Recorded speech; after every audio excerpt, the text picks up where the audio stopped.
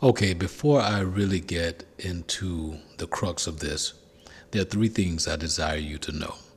The first is that there is a scriptural, biblical purpose to this entire expository piece. The second is that I live on a major strip within downtown LA. The buildings are not insulated. There is a lot of background noise that you may hear, such as sirens, such as possibly people yelling based on how loudly they're yelling, such as loud vehicles going down the street. So please forgive that, and I will do my best to edit as much of that out as possible if it occurs.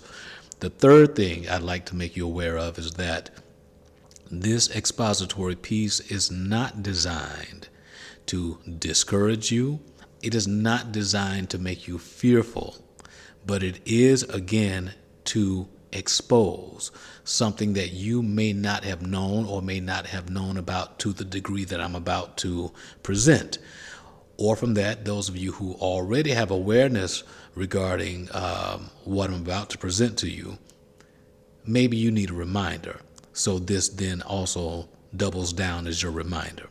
So the scriptural support for this piece comes from the book of Hasson, Revelation, chapter 18, verse 4. Hasson, Revelation, chapter 18, verse 4. Taken from the New International Version, you'll find these words. Then I heard another voice from the Shamayim, from heaven, say, "Come out of her, my people, so that you will not share in her sins, so that you will not receive any of her plagues." The command is come out of her. Who's being addressed? My people, Yahuwah's people, the Most High's people, and we know who we are. Yahuwah has commanded us to come out of her. Why? So that we will not share in the sins of her, so that we will not receive any of her plagues. And we know that her is being really, that's the pronoun referencing Babylon, a very wicked system. Let's focus on Babylon's sins and this particular facet of plagues, let's put it that way, that we don't really desire to find ourselves sharing in. So I'm recording this at about 1:38 a.m. exactly on December 8th. But just a few hours ago, December 7th, 2024, I was on my television, which is something I don't do a lot of, and I happened to flip to News Nation. And News Nation had an expository piece that they were airing where the, let's call her the moderator, was interviewing a farmer out of Texas. And what I got was some key stuff. This farmer was telling the moderator about how sludge fertilization, taking sludge and being used or using the sludge as fertilizer based on not only recommendation but approval of the federal government, our federal government, via the EPA. If you don't know what the EPA is, that is the Environmental Protection Agency, okay? So utilizing sludge as a fertilizer for the fields, okay? The fields from which crops grow, the fields from which the animals, such as cattle, eat based on those crops like grasses and so forth that grow from those fields that have been treated with this sludge fertilizer. That same soil from those fields that have been treated with that sludge fertilizer from which the crops and grasses and things grow, that when it rains, that soil, that top layer of soil runs off into the waterways. But also there's groundwater, right, beneath the soil. So anytime we have these torrential downpours, heavy rains and so forth, you're going to have more water absorbed into the soil. Go back to your 10th grade biology, go back to earth science even that you might have taken in 5th grade, 6th grade, what have you, 7th grade. The water is going to seep down into the soil, affecting the groundwater, which can affect what we call well water when people go out and dig wells and so forth, and they get the water directly from the earth. But this top layer of soil that has been now treated with this sludge as a fertilizer, when a torrential downpour occurs, you've got more water seeping down into the ground water table beneath the soil, but you've also got the top layer of the soil washing off into waterways, be they creeks, streams that then flow into rivers, which we know that all the rivers then connect to some major ocean. Okay, also the lakes, you know that even if they're man-made, lakes are large enough bodies of water to contain their own biomes, if you will, fish and different grasses and so forth. So whatever's feeding off of and living within that particular biome will be affected by whatever washes into that waterway. Even the lakes that might be landlocked are impacted, is what I'm trying to get to. Not just the streams and the creeks that flow into the rivers that then flow into our major oceans. Here's the point. That sludge fertilization, based on the interview that the moderator conducted with this farmer from Texas, revealed quite a few things. And so if I had to really give this a title, the title to this message would be, come out of her. That's the warning for us. But I guess the biggest portion of this would be, there's no law against it. Here's what there is no law against. I found the printed version of that interview I saw on TV. I found it on msn.com, on their website, just maybe an hour or two after I saw the presentation on TV. And what MSN had published was this, is the exact title of the interview: Growing Broke. Okay? Forever Chemicals in America's Heartland.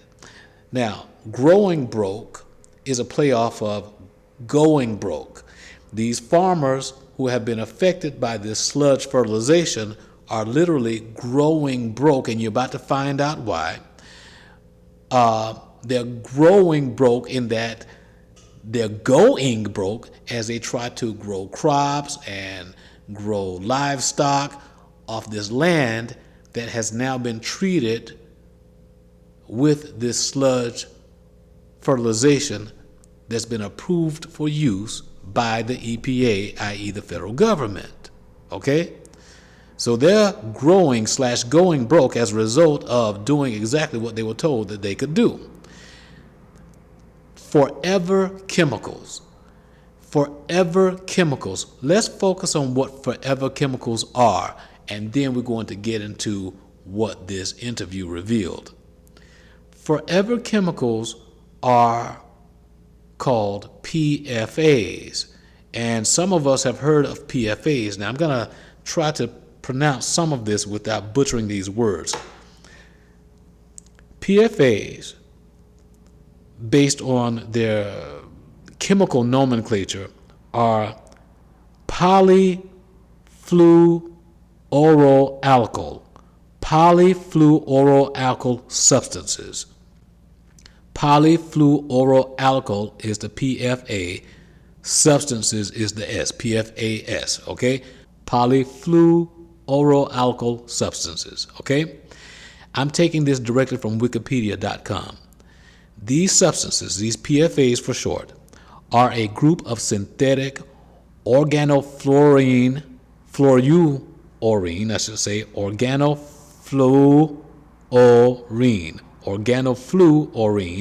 chemical compounds that have multiple fluorine atoms attached to an alkyl chain. Okay?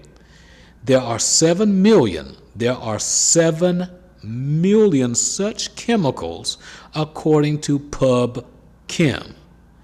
PFAs came into use after the invention of Teflon. Who's ever heard of Teflon? Again, PFAs, these polyfluoroalkyl substances, came into existence after the invention of Teflon in 1938 to make fluoropolymer coatings and products that resist heat, oil, stains, grease, and water. Now that's your breakdown right there. That's the general breakdown of what these PFAs are designed to do. They are designed to resist heat. They are designed to resist oil. They're designed to resist stains. They're designed to resist grease and water. Resist water. Watch this. They are now used in products including waterproof fabric, such as nylon, yoga pants, ladies, did you hear that? Carpets, shampoo, feminine hygiene products, mobile phone screens, wall paint, furniture, adhesives meaning like tape, glue, putty, the sticky putty that you put on the wall, super glue, perhaps even that school glue, the Elmer's glue that kids like to put in their mouths and eat. Also, these PFAs are found in, watch this, food packaging. Now, that's going to be key to where I'm about to go. Food packaging, also these PFAs are found in. And obviously they are found in heat-resistant non-stick cooking surfaces such as Teflon. Now notice they said such as Teflon. Now, we just read about 2 or 3 sentences above that these PFAs were introduced via Teflon.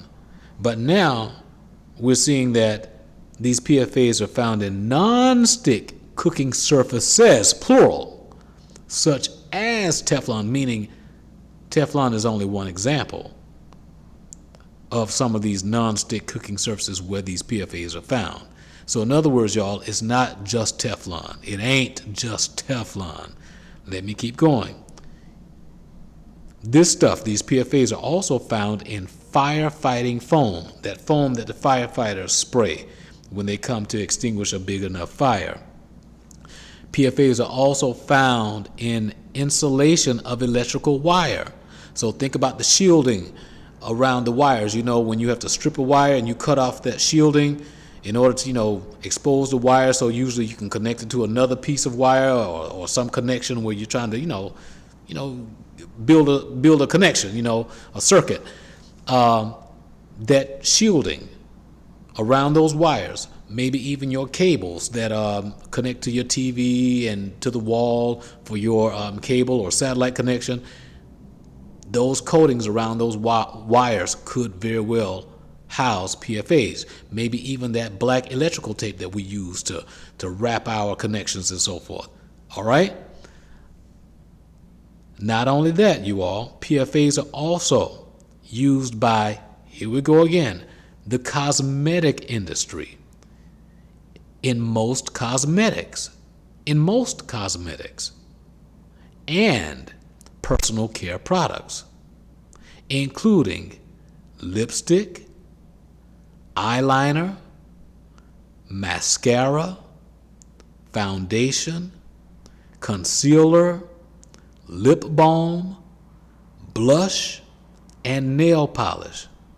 Y'all, it look like they really double down on the females with this stuff.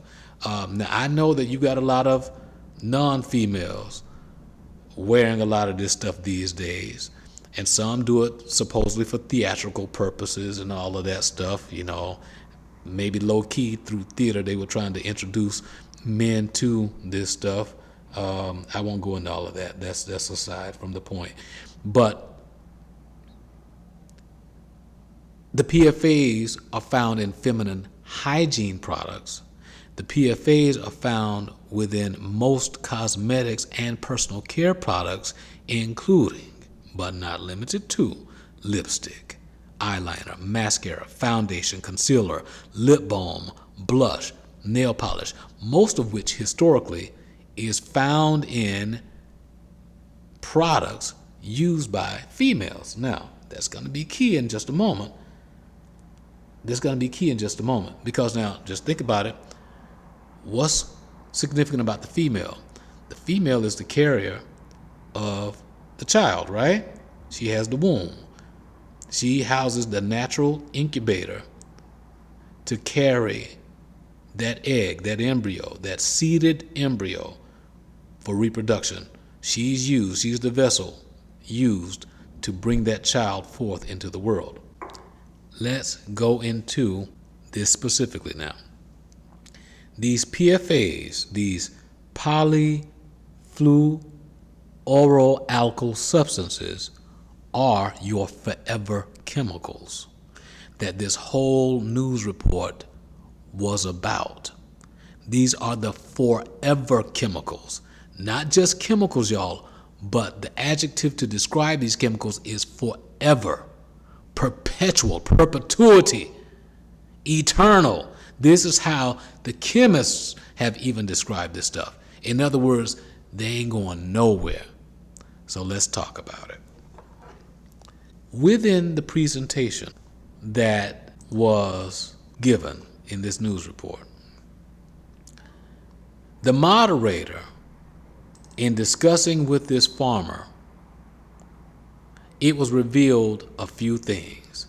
And what I'm going to do right now is talk about this farmer and a few other people. I'm taking snippets directly from MSN, which technically is an abridged version of the transcript of that video that I saw on News Nation. So here we go. Fred Stone is the main character. He is the farmer, and he is the one that the moderator interviewed. So here's a snippet of that discussion, his statements directly as presented on MSN.com. His whole life, he says, his care for his cows has been rewarded with what he calls liquid gold. His family has owned this farm since 1914, and for more than a century, their high-quality milk and cream have gone to market. That liquid gold is the milk that has been produced from the cows that his family has raised on this farm since 1914. Now, he milks them only to pour every drop down the drain. You either laugh or cry. And I ran out of tears a long time ago, said Stone. Fred Stone's milk is contaminated heavily, tainted with PFAs, or forever chemicals, linked with cancer and other serious health issues. Before I get to his final statement in this portion, remember, these PFAs, these forever chemicals, are widely found in feminine hygiene products and other products that, more often than not, females will access, gravitate toward, use, such as cosmetics and personal care products that include lipstick, eyeliner, mascara, foundation, concealer, lip balm, blush, and nail polish. And these very PFAs found in all these things are linked with cancer and other serious health issues. Let's keep going. And by the way, the vehicle through which this cancer and or other serious health issues is introduced is through milk. That's one of them. One of them. The focus on the milk right now is because this man is a cow farmer, but that's not the only way. We're going to talk about it in a minute. But milk right now. And let me just go ahead and go there. We know that milk is not the only thing that comes from cows. There's milk. There's butter. Does ghee come from milk also, from the cow? Ghee, or is ghee vegetarian? I'm not sure. I think ghee is more vegetarian. Yeah, I think it is. But we know that butter, which is similar to ghee, butter, cow-based butter that is, which is primarily what most Americans at least use, and a lot of Europeans, pretty much. Milk, butter, all types of cheeses, cream cheese, these different pasteurized cheeses, sour cream, condensed milk, right? Buttermilk, lots of products come from the cow. And not only that, the beef itself, y'all. The beef itself. The red meat that y'all love to eat. The steak, the ground beef, the shank, all that stuff. Okay, but let me get to this man's last statement for this snippet. This has broken our hearts and crushed our spirit, and I don't know if we'll ever get that back, said Fred's wife, Laura Stone. Now, these people are broken and crushed not only because they're having to throw their money down the drain, but they're also being impacted based on possibly losing their family's legacy of this farm and the impact of that farm to the community. But also, here's the other piece. They know the impact of these PFAs through these cows and the milk and all of that is that people are getting sick. Let's keep going. Let's keep going. Fred Stone had to euthanize, in other words, kill, destroy, 80% of his cows. This man had to kill 80% of his cows. Now, I'm not a farmer of this type, but I know purchasing livestock is expensive.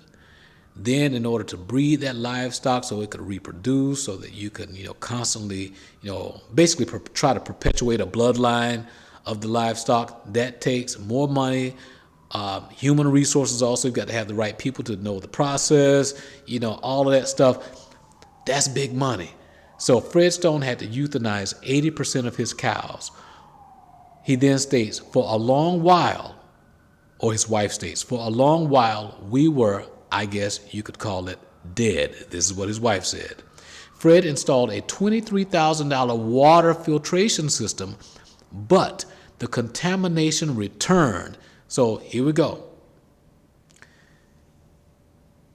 He installs a water filtration system to try to purify the water that his fields that feed his cows are fed by. $23,000 may not be a lot of money for some people, but it might be a whole world to somebody else. So this filtration system was to combat the proliferation of these PFAs that's now running rampant within the soil and the groundwater. But the contamination returned. He says he went $1.5 million in debt trying to save his farm. So we go from $23,000 on a water filtration system to a total of $1.5 million overall to try to save his farm, all the while dumping thousands of gallons of precious milk. The stones have been dropped by their milk distributor. In other words, he lost big money contracts. Fred Stone told News Nation, there is one thought in particular that haunts him now. At some point in time, hopefully not tomorrow, I'm going to have to tell my father and grandfather what happened to the dairy farm they entrusted me with. And that's what keeps me up at night. So again, legacy is being impacted because this man was following suit with what the federal government had told him, which was it's okay to fertilize your fields with this sludge material. So, spreading fertilizer sludge on prime American cropland. American meaning USA, USA, USA. We have this bright idea that we're going to take all this sewer sludge and we're going to spread it on the land as fertilizer, said Brockovich. Now, they're speaking of Aaron Brockovich. For a lot of you younger folks who don't know, look up Aaron Brockovich. There's a whole movie about Aaron Brockovich. Aaron Brockovich is she still living? I've not looked it up. But Aaron Brockovich took the government to task on a lot of this waste and contamination that's being dumped into the land, the water, the soil, and they have tried to kill that woman so many times. But she took them to task. She brought a lot of stuff that would have gone unnoticed, unseen, unspoken otherwise. She brought it to the fore. And they tried to bump this woman off so many times. You need to look up Aaron Brockovich and actually watch that movie that came out like in the late 70s, I think maybe up to mid 80s, somewhere between the late 70s to mid 80s, regarding her life. Aaron Brockovich was no joke. I learned about that woman when I was a kid. And I don't know if she's still living or not, but nevertheless, there's a quote here from her that we have this bright idea that we're going to take all this sewer sludge, this is where the sludge is coming from, and we're going to spread it on the land as fertilizer. Now, y'all know what's in the sewers. Now, some of you I know don't necessarily live in a city. Some of you live in more rural areas. But since the advent of the internet, all of us are a lot closer, so many of us are able to live through each other's lives vicariously. So even if you're out in the rural areas, you know what's going on in the city if you're paying attention. In the city sewers, and even where y'all are out in the country, in the rural areas, there are all these different plastics and other chemicals that's being dumped into the waterways, even your funeral home waste. Y'all do know this. When bodies are taken through the embalming process, the blood and all that biomaterial, much of it is just flushed down the drains. Down the drains of what? Of the waterways or to the waterways. Okay? Different household chemicals, our bleaches, ammonias, all this other stuff. This stuff, our bio waste from our bodies, human feces and urine, our cats and dogs stuff, all of that stuff is flushed down the drains into the waterways via the sewers. It's in the sewers, okay? And again, all the aluminums and plastics and rubbers and all this stuff from the different companies and factories that produce a lot of stuff or use these things to produce other things, but also the stuff that we just throw away. And yeah, supposedly all this stuff goes through these water treatment systems and centers, but how much of this stuff are these water treatment centers able to remove to give us good, healthy, clear, purified water as it is promoted and advertised? So, epidemiologists, going back to this snippet I have on the screen, epidemiologist Patrick McRoy explained how this sludge is produced.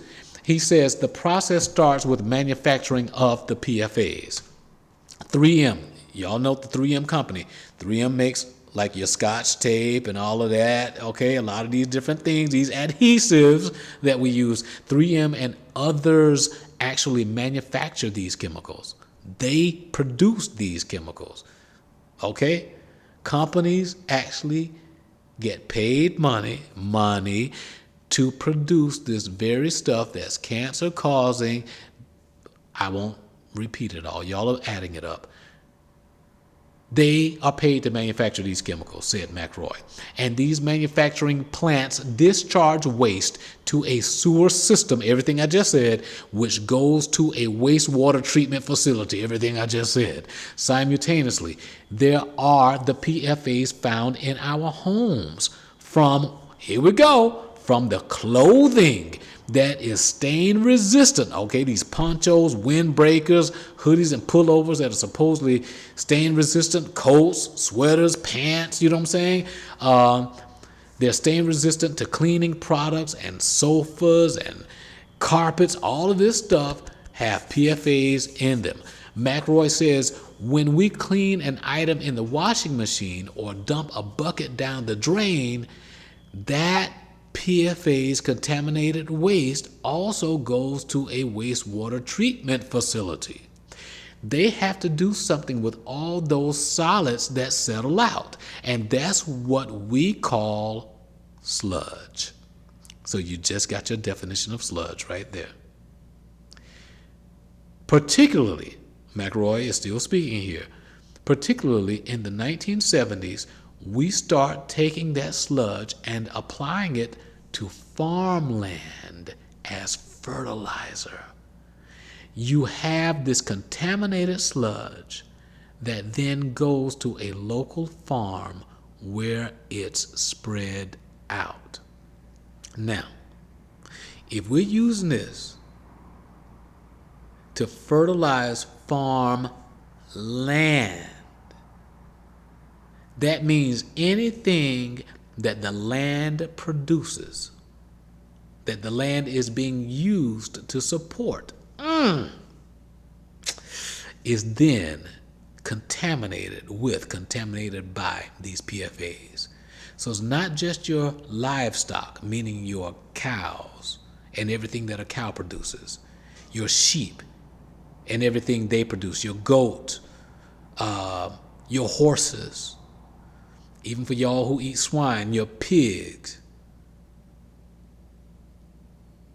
But also remember that runoff from the land that goes into the waterways, the streams, well, the creeks, the streams, the ponds, the lakes, the rivers, the ocean.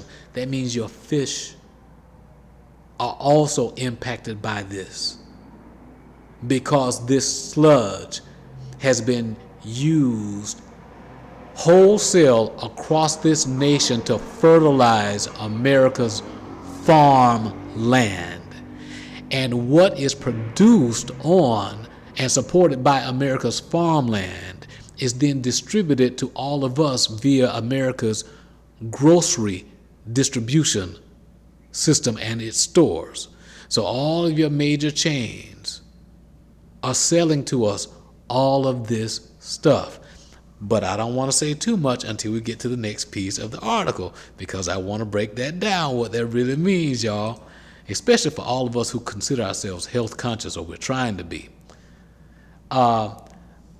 McRoy says all 50 states. Let me repeat that before I go further.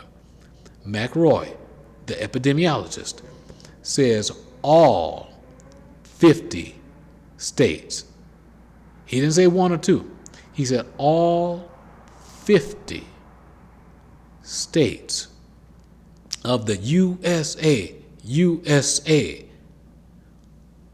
all 50 states are impacted by sludging. 48 states still spread biosolids today, the only exceptions being Maine and Connecticut.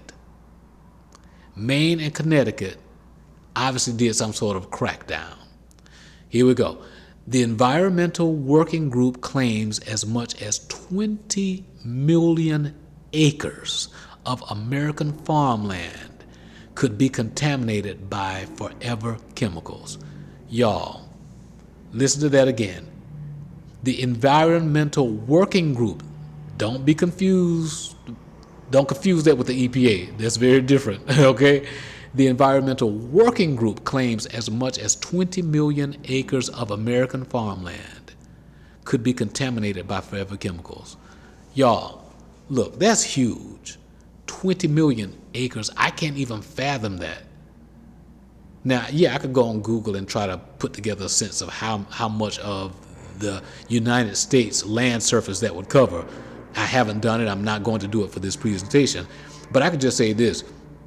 The house I grew up in and the property I grew up on, my dad bought, we had the largest lot in the subdivision where I grew up, and it was nearly 1 acre. And our house was 3 bedrooms, living room, laundry room, dining, kitchen, bathroom, of course, double carport, 2-car carport. Attached to that was a large enclosed storage shed, all brick encased. My dad did all brick. On the back of the house was a patio, and above that was a deck. He did a patio and deck. Our house was not as large as some, but far from as small as others, far from. That 1 acre lot, nearly 1 acre lot that I grew up on, made our house look like, hey, y'all got a lot more room to expand on. And we could have, even though the house looked pretty long, but we had a huge lot. I mean, very huge, of nearly 1 acre. And I'm envisioning how I grew up and how we used to get in my backyard and play football. I mean, trying to throw the football from one end of the property to the other. It felt like we were, on a 100-yard field, like a regular football field. I can only imagine 20 million of that. I can't actually imagine 20 million. That's huge. That's huge. That's huge. That's a lot of property, y'all, to be contaminated with these forever chemicals. Let me keep reading. You have almost like a cycle that you take the hazardous waste, apply the sludge on the land. You now contaminate the land that contaminates the water, that contaminates the food chain. Let me repeat that part again. This is from Brockovic again. You have almost like a cycle that you take the hazardous waste, apply the sludge on the land. You now contaminate the land that contaminates the water, that's contaminated the food chain. We're into a real serious problem here with this forever chemical, said Brockovic. What she just explained is something that was taught to me in 10th grade biology, which was called biological magnification. That's the whole process. Biological magnification. Let me go back to the article here. Fred Stone kept the 1986 letter from Maine's Department of Environmental Protection, which he says told him the sludge was safe to spread on his farm. The EPA told him in 1986 the sludge was safe to spread on his farm. That's Maine. I think I originally said that he was from Texas, but this is specific to Maine at this point. I am going to get to Texas in just a minute. They said it was safe material to use on our fields. They said it was a safe material to use on our fields. And again, we were doing our civic duty by using it and keeping the material off from landfills and what have you. So yeah, it was great. It was a win-win situation, and for everybody involved, said Stone. Now notice this. I want you to really pick up what this man was saying. This man, in his own mind, in his spirit, he was showing himself or demonstrating himself a true patriot of this country. Why did I say that? Well, it's because he said it.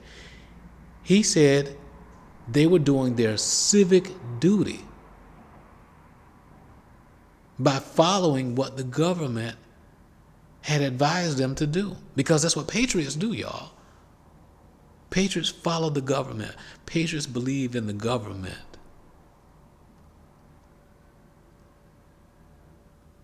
And this man just stated that the government told him that this sludge was safe. And he felt then it was his civic duty to do what they told him to do based on the rationale that they gave him. And the rationale that they gave him was that this keeps the sludge material out of the landfills. Well, the truth is, whether you dump the sludge in the landfills or spread it out on the topsoil or grind it within the soil of your farm, it's the same impact. It's still getting into the groundwater. It's still impacting the soil from which things grow. That very soil from which things grow that support other life and other products, which are then introduced to other animals and even humans for consumption and or use, which means that we're then impacted by these cancer-causing and other serious health issues related chemicals as an adverse byproduct of these PFAs. Stone ultimately ended up sludging his land every year from 1983 to 2024. This man, based on the EPA's seal of approval saying that this process was safe, that these PFAs were safe, and telling him that this is your duty as a patriotic, God-fearing American, you will be better off using this to fertilize your land. This man did so from 1983 until 2024. Let's do some math. 1983 to 1993 is 10 years. 1993 to 2003 is 20 years, right? And then one more year, 2004, added to that gives us 21 years that this man treated his land with this sludge, these PFAs, these forever chemicals that his cattle depended on, that his cattle, which were being used to mass produce milk for human consumption and also creating milk products for human consumption. This man used these chemicals on that land for 21 years, unknowingly helping to poison not only the land, but the people. And y'all do know that a lot of what is produced from these fields and these farms, even the oceans and so forth, this stuff is distributed across the entire nation and in some cases worldwide. Let's go to the next portion. In April of 2024,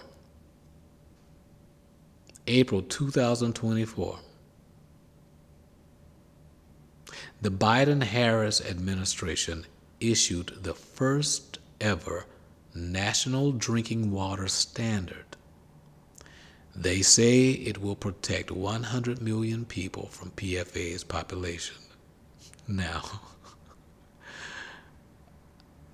how can you protect effectively, realistically, and even, here's another term, immediately, what has already been introduced to the human population of this country in particular in large scale for decades?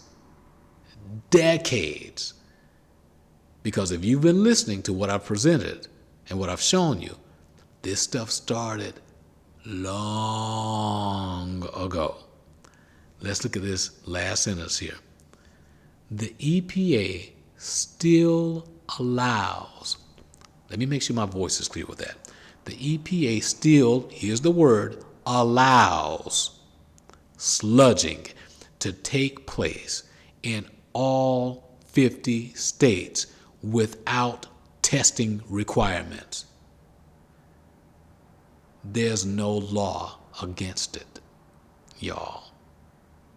There's no law against it. The EPA, which is your federal government, still allows sludging to take place in all 50 states without testing requirements. There's no law against it. Fred and Laura Stone received new test results. Watch this. Here's the piece I didn't show you from the article. I want you to go and read the whole thing. They had actually done a testing of their land after some people had gotten sick, and there was some other stuff going on with some other farms, even a few hundred miles away, where it was discovered that the toxicity level of the land and the water near those lands was like 400 times higher than the recommended amount and so forth. So Fred and Laura Stone then went and had their land tested. And as I recall, and you want to see this on the interview that they did with News Nation, the animals had begun to become sick and die and so forth, and it was pretty horrendous, y'all. After they had the land tested, here's what they found. All of their cows were contaminated with the PFAs. About 90% of their usable farmland is also contaminated. He is now currently $450,000 in debt. Now, though my heart goes out to Mr. Stone regarding that, my focus is on these PFAs that have contaminated the cows that he probably was producing for the sake of milking them and even selling them, perhaps for meat and so forth, from this land, or supported by this land that is now 90% unusable due to the contamination. And yeah, I actually do feel for Mr. Stone, because not only the debt, but all the effort. And again, this is part of his family's legacy. And a man really desires to leave a good, solid legacy for his bloodline. You want something that your offspring can take and pick up and run with, to keep the name, to keep the family going. This has now been impacted by the very government that Mr. Stone had put his trust in. So probably more than anything, regarding my regard for Mr. Stone, is that maybe I feel sorry for Mr. Stone, and that, or maybe I don't, because now he's awake. He sees that his government doesn't reveal everything. They don't always tell the exact truth. And I'm almost at the end of this presentation. Mr. Stone revealed in the video, the interview with News Nation, that another thing that is not against the law is this. Now remember, all of his cows were contaminated, right? 90% of his usable farmland was contaminated. And here's what you don't know, but I'm going to tell you. Mr. Stone's farm and what has happened to his farm is not an anomaly. You should have picked that up already, because over 20 million acres, or nearly, almost 20 million acres of land in the United States of America have been impacted by these PFAs, per McRoy, the epidemiologist, which supports the fight that Aaron Brockovich championed many years ago that still exists all these decades later, the same fight. So it's not just one farm. This is not an isolated incident, you all. There's no law, this is what I'm trying to get to, against, watch this, selling the contaminated beef from these contaminated cows. I hope you heard this. The grist is where I picked up on some additional reading regarding this. There are forever chemicals in beef now. Right now, there are forever chemicals, PFAs, remember, which are cancer causing and also could cause other serious health issues. These things are now in the beef supply that humans are consuming. Not only humans, but your animals, other animals as well. Your dogs, your cats, and all that stuff, the different feed that you give them.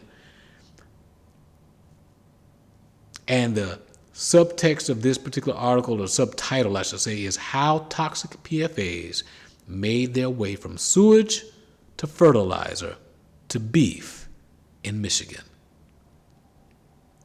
So there's no law against selling this contaminated beef, which means that it does indeed get into the grocery stores, into your farmers markets.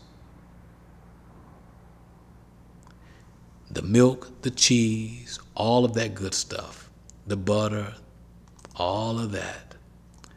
Now, there was one more article that I accessed from the New York Times entitled, Her Children Were Sick. Was it forever chemicals on the farm, on the family farm? Pastures were fertilized with toxic sewage decades ago. Nobody knew until the cow's milk was tested. You all, when I read this particular article, or the snippets thereof, there was a term that jumped out at me, and then I'm going to let it go. The term was organic. Organic. Most of us who try to eat cleanly based on Levitical laws, we try to consume what has been labeled and or considered organic. Can I ask you a question? Have you ever bought anything from the quote-unquote organic section of your grocery stores, of your markets? Based on what has been revealed in this presentation, what's the likelihood that even the beef, the cheese, the milk, the butter, the creams, derived from these organically grown cows, which were supported by chemically tainted land, what's the likelihood that those contaminants are now in your refrigerator, in your freezer, floating around within your body somehow from having consumed them. Because the label is organic, not chemical free. So it can be organically grown, but if those fertilizers, even decades ago, treated that land, even though that land might now be used for organic farming, still those chemicals exist to some degree within that land, within that water. So even the fish are impacted that we consume. The red meats again, and all these other products. And of course, it's these same products that are used to make, as I listed earlier, feminine hygiene products, cosmetics, all of this different type of stuff, adhesives, shielding for your cables and wires and so forth, things that we touch. And these PFAs are cancer causing and cause other serious health related issues. And there's no law against it. Hasson, Revelation 18:4. Come out of her, my people, so that you don't end up sharing in her sins, so that you don't end up sharing in her plagues. You all, if this doesn't give you more support for separating from the ways of this world and finding a better way through the direction of the Ruach HaKodesh, then I don't know what is.